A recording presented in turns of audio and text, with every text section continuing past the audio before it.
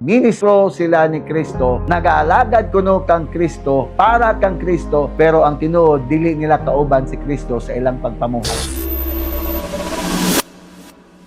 Ingon ni Jesus, kung kinsa tong dili uban sa kuha, kontra nako siya. Ug kung dili siya nagatrabaho kauban nako, actually nagakontra siya kanako. Kung wala kay kusog og lig-on nga baruganan para kang Kristo, para kay Jesus, either kaaway ka or gadugang-dugang ka lang sa problema. So karon panahon na, daghan mga magtotoo nga dili gyud gusto mo barong. Mas pilion nila ang mukompromiso. Adunay mga tao or mga magtotoo nga nagaangkon pod nga Kristiano, pero ang ilang kinabuhi daw sa waay walay kalainan sa mga tao nga anaa sa kangit-ngit. Dili man ni sila kaaway, wala man tamingon na kalaban ni Jesus, pero wala sila ambag sa gingarian. Wa po sila ikatabang, mao sila panuoy gapatala sa sitwasyon. Naapod mga tao nga tinuod radikal, nga mingon sila tinuod ko nangalagad, pero kung imo susihon murag dili kauban ni Jesus. So sila tong mga tao nga gahatag lang og problema sa body of Christ, in the body of Christ. No, pareha ni Saul sa una ba? Kabalo ba mo na si Saul,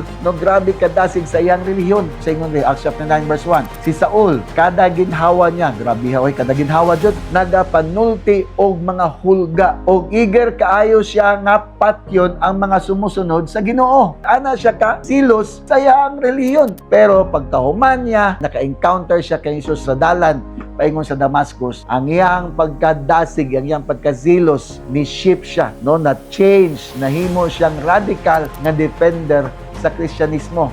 Ang iyang ginalutos, no, na grupo, karon siya na ang defender. Ang punto aning tanan, daghan kayo karon ng mga Kristiyano nga nagaingon nga ministro sila ni Kristo, nag-aalagad kuno kang Kristo, para kang Kristo, pero ang tinuod dili nila kauban si Kristo sa ilang pagpamuhay. Kanabang they work for Christ but they don't work with Christ, no? Kadasig ra ang naa nila para moalagad, pero wala sila seal or silyo ni Kristo, ang balaang espiritu. Ang kadasig nga walay kahibalo makadaot. So I think this is clear na ang tinuod na warfare actually wala sa gawas, naa sa kasuluran nato. Unsa man jud condition nato, you work for Christ or you are with Christ.